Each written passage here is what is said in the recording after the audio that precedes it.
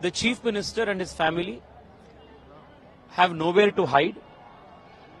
The allegations are very serious. It is time for him to resign. The new government, the Congress government which is formed in Karnataka, from the day one, it is engaged in corruption activities.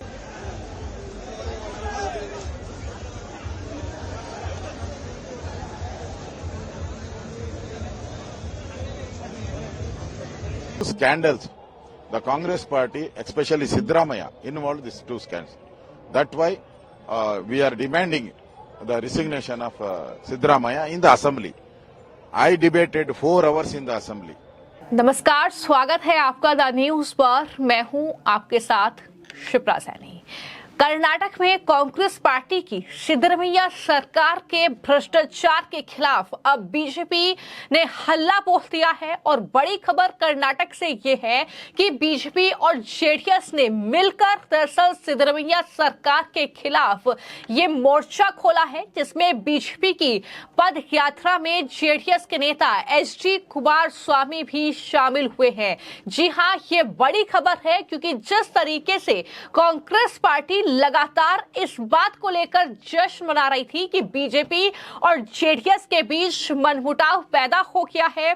BJP की इस पदयात्रा से JDS ने किनारा कर लिया है, लेकिन अब ये तस्वीर बदल सिद्धरमैया सरकार के खिलाफ जो ये हल्ला बोल है, इसमें जेडीएस भी शामिल होगी और इस तरीके से ये पूरी पदयात्रा का कार्यक्रम बेंगलुरु से मैसूर तक 10 दिन तक चलेगा। इस पूरे भ्रष्टाचार को लेकर, सिद्धरमैया सरकार के घोटालों को लेकर जो बीजेपी के सांसद हैं तेजस्वी सूर्य, उन्होंने दरअसल सिद्धरमैया का इस्तीफा तक मांग लिया है।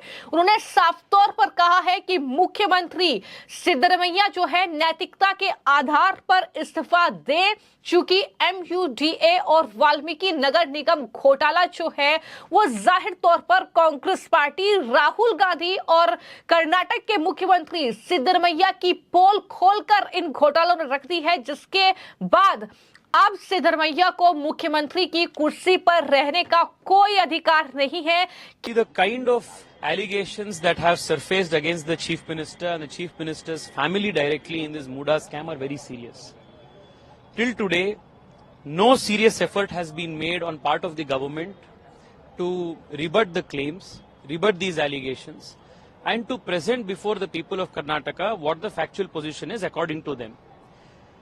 It is very clear that the Chief Minister and his family are direct beneficiaries of an executive decision which has benefited them illegally, unethically, up to crores of rupees. And the facts are so simple that it's an open and shut case. The way the acquisition was made, the way the compensation was distributed, and the way 14 to 15 sites were distributed to the CM's wife, they all indicate a massive scam. The Chief Minister and his family have nowhere to hide. The allegations are very serious. It is time for him to resign and allow for a more competent, transparent government to come in Karnataka. Anyway, it's a lame duck government. They have absolutely no money to do any developmental activities. And whatever money is left in the coffers after these mindless populist policies of theirs is being swindled away by such corruption scandals. तो आपने कर्नाटक एक बड़े नेता हैं तेजस्वी सूर्य, young leader हैं जो लगातार इस पदयात्रा में शामिल हो रहे हैं और उन्होंने साफ तौर पर यह कहा है कि मुख्यमंत्री के जो परिवार के लोग हैं, जो उनकी पत्नी हैं, उनकी संलिप्तता इस घोटाले में है, इस भ्रष्टाचार के मामले में है। तो ऐसे में अब मुख्यमंत्री सिद्धरमैया को इस्तीफा दे देना चाहिए। उन्होंने कहा कि कर्नाटक में एक अधिक सक्षम, पारदर्शी सरकार को आने देना होगा। ये एक लंगड़ी सरकार है, उनके पास किसी भी विकासात्मक गतिविधियों को करने के लिए पैसा बिल्कुल नहीं है। जाहिर तौर पर लोक लुभावन जो नीतियां थी, जो 5 गारंटी सिद्धरमैया ने सत्ता में आने के लिए जो कांग्रेस ने वहां पर कर्नाटक की जनता को बांटी थी, दरअसल वो लोक लुभावन नीतियों के चलते ये चुनाव तो जीत गए, लेकिन अब उन नीतियों को, उन गारंटियों को ये पूरा नहीं कर पा रहे हैं। और उन्होंने कहा कि खजाने में जो भी पैसा बचा है, जाहिर तौर पर उसे लूटने का ये प्रयास है। ऐसे भ्रष्टाचार घोटालों से ठगा जा रहा है। हमें उम्मीद है कि यह पदयात्रा कर्नाटक में कांग्रेस सरकार के अंत की शुरुआत होगी।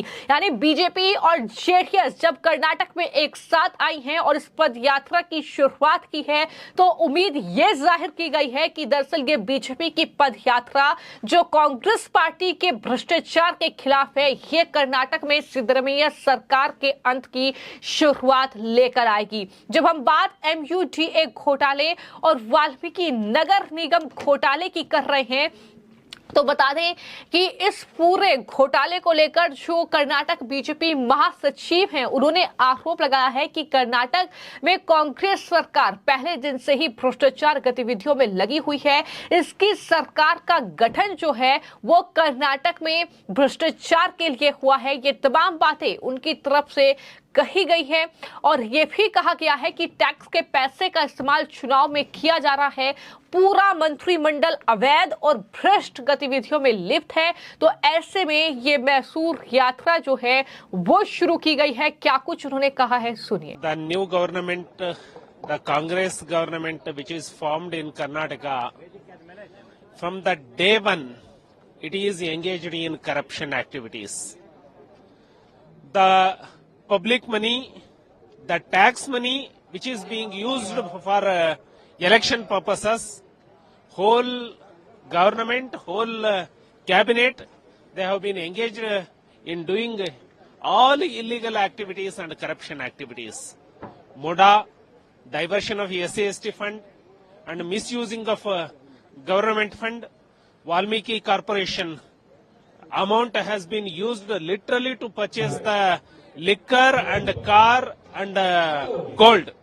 So in this situation, being a opposition party, BJP, it has taken very seriously, and today we are starting our Padayatra to Mysore Chalo. Opposing you, Congress government started Andolan Yatra. So it shows that openly, it shows that the chief minister and the Congress government, it has been shaken. It has very much feared because of our Andolan. Openly it shows. We have been only pressing for justice, truth, accountability. Probably in this direction, being in government, being a people's representative, they don't understand the responsibility and accountability. It's a notice been given by the governor office based on the allegation, which is much discussed. This is what has been discussed. This is what the people have been demanding. There is a complete misuse of power by the CM and his family for the personal gain, which the land which doesn't belong to them. They were able to amass the wealth. So the governor office has given a notice as per the law. Can the prosecution can be given or not? So they wanted to seek a reply. Probably the government or the chief minister is helpless. So he is involved. That clearly reflects he is involved in this scandal. He has got no answer. Siddaramaiah दोनों case में अपराधी है। Valmiki development corporation, ST corporation ये गरीबों के लिए है। गरीब का बच्चे के लिए पढ़ाई करने के लिए, हॉस्टल का सुविधा देने के लिए, गंगा कल्याण में बोरवेल देने के लिए पैसा है। वो पैसा को कांग्रेस ने हैदराबाद को शिफ्ट किया। एक private bank, Ratnakar private bank limited को शिफ्ट किया। क्यों किया? उधर से रत्नाकर बैंक लिमिटेड से वो पैसा गया है वाइन शॉप को, ज्वेलरी शॉप को, टेंट हाउस को गया है। कौन किया है? ये केवल नागेंद्र का बात नहीं है। हाईकमांड में सिद्धरामैया को बोला था तेलंगाना को पैसा भेजो, चुनाव को पैसा भेजो। हमारा गरीब का पैसा, हमारा सरकार का पैसा, बच्चे का पैसा Ratnakar bank limited Banjara hills Hyderabad को गया, उधर से कांग्रेस का अकाउंट में गया, कांग्रेस का लोगों का गया, उसका नेता को गया। जहां तक वायनाड का इश्यू है, पार्लियामेंट में एडवांस इंफॉर्मेशन नहीं दिया है, अलर्ट नहीं दिया है, ये विषय उठाया है कांग्रेस पार्टी ने। तब तक उसके बारे में हमने कुछ बात भी नहीं की थी। जब उन्होंने आरोप लगना शुरू कर दिया, मिस्टर वेणुगोपाल और उधर जॉन ब्रिटा, क्योंकि उनके पार्टी का है सरकार उधर, तब गृह मंत्री जी ने, माननीय गृह मंत्री जी ने बोला कि हमने एडवांस वार्निंग दिया था। इससे अलावा हमने क्या पॉलिटिक्स किया? आप तो आरोप लगाते हैं तो पॉलिटिक्स नहीं है, और हम क्लैरिफिकेशन देते हुए पॉलिटिक्स है क्या? इससे पहले बहुत बार वार्निंग भी दी है सर, साइंटिफिक बहुत बात वार्निंग दिया गया है। इन एडवांस 23 को सब कुछ इंफॉर्मेशन, जो भी नेसेसरी इंफॉर्मेशन है वो सब भेजा गया है, तो उसके बावजूद भी कुछ एक्शन नहीं लिया। तो ठीक है, मुख्यमंत्री तक वो पहुंचे नहीं होंगे, उनका व्यवस्था ठीक नहीं होंगे, लेकिन भारत सरकार के ऊपर आरोप करने का क्या था? तो इसीलिए हमने क्लैरिफाई किया। हमने यात्रा हो रहा है कांग्रेस सरकार के खिलाफ, पदयात्रा के ऊपर क्या कहना चाहते हैं? पदयात्रा के ऊपर मैं इतना ही कहना चाहता हूं, सिद्धरामैया और कांग्रेस पार्टी के डीएनए में ही घोटाला और करप्शन है, भ्रष्टाचार और घोटाला है, और इसके कारण तो उनका तो कांग्रेस पार्टी का शुरुआत से 1952 से लेके जब भी केंद्र में कांग्रेस पार्टी का सरकार रहे हैं, तब बहुत बड़ा भ्रष्टाचार स्कैम हुआ है।